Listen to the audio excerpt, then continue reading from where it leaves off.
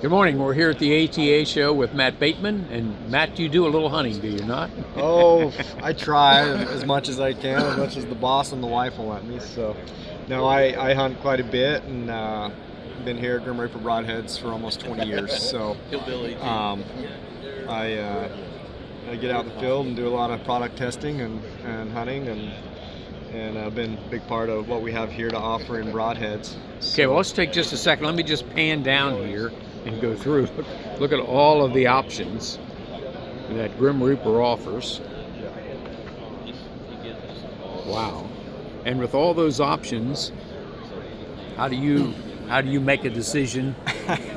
Yeah, it can be tough, and guys ask, like, why do you guys have so many? And really it comes down to we're really the only brand left in this industry that's all we do. We make broadheads and have for 25 years.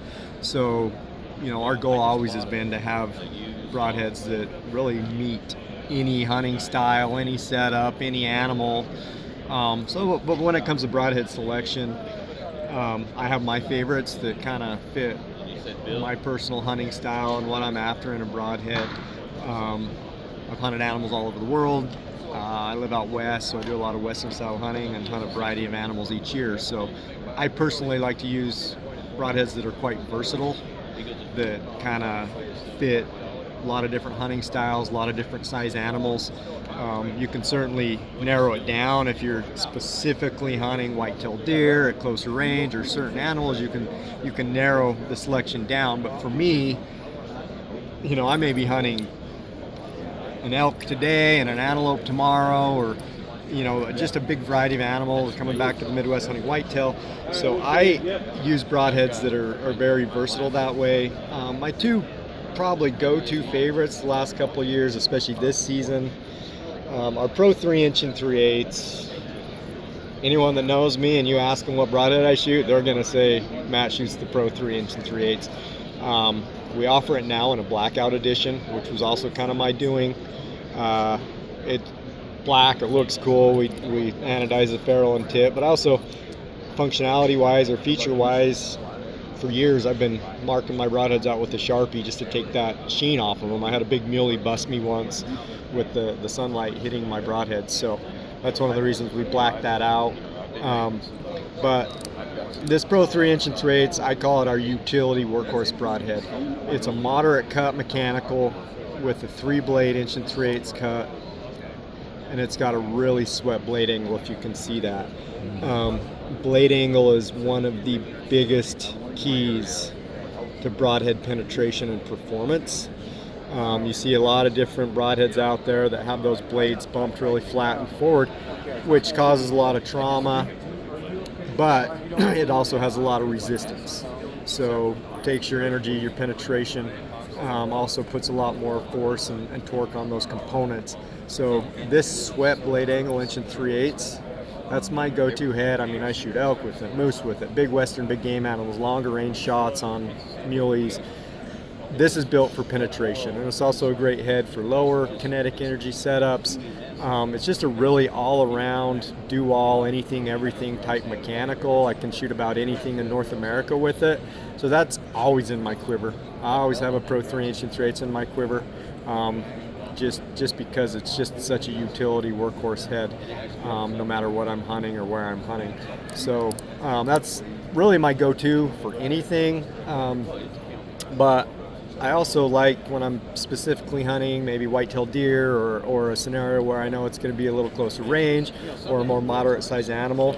I like stepping up that cut diameter a little bit. So this year and last couple seasons I've been mixing in the carnivore quite a lot. This head is really blown up for us this last couple years. Super unique in the mechanical world. Not many 4-blade mechanicals out there. This carnivore, a lot of guys ask, why is there two different style blades? And that's really one of the big features in this broadhead. With this design, every Grim Reaper mechanical broadhead works on an internal spring system. There's a spring in here, and all the blades, all 4 blades are riding on that one spring. So with the carnivore design, you've got 2 longer blades, 2 shorter blades. So you've got an 1.5" cut by 1.25" cut. But what happens when you shoot that, when those longer blades make contact on the animal, it actually compresses that spring. And if you watch that lower blade, as those longer blades open on impact, it releases that shorter blade before it even hits the hide. So you're opening a 4-blade mechanical broadhead on impact of the first two blades. There's zero energy required to open the second two blades. They're also wide open before they hit the entrance side of the hide. So you're getting a big entrance hole. You're using hardly any energy to open 4 mechanical blades.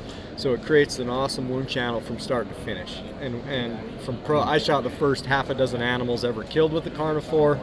And it was like instantly like, wow, we're onto something here. It's creating this big square wound channel, opening really quick on entrance side. And then on top of that, with the 4-blade design, you're getting 2.75 inches of linear blade surface.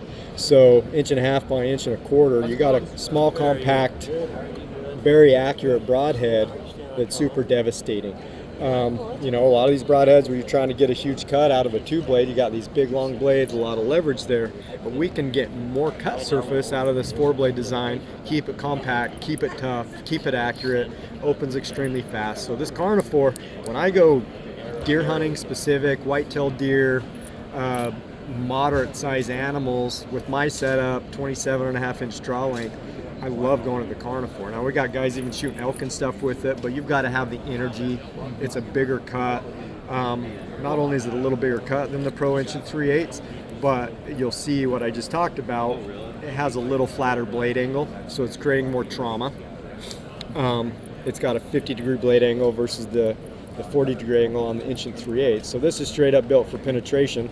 This is a good combination. It penetrates well, but it has a bigger cut, little flatter blade angle to create more trauma, do more damage, a bigger hole, but it takes a little more energy. It's just physics. So one other little tidbit in Grim Reaper's lineup, if you get any mechanical broadhead or hybrid broadhead in our lineup, if it has a black collar, that means it has the swept blade angle. If it has a silver collar, that means it has the bump forward blade angle. So you always know with a Grim Reaper broadhead, anything with a black collar has a more swept mechanical blade angle for a little better penetration. Anything with a silver collar has that little bit more bump forward blade angle for a little more cut, a little more damage, a little more trauma. But just some featural differences we build into our mechanical heads. If you want a one-size-fits-all for anything, everything, here you go.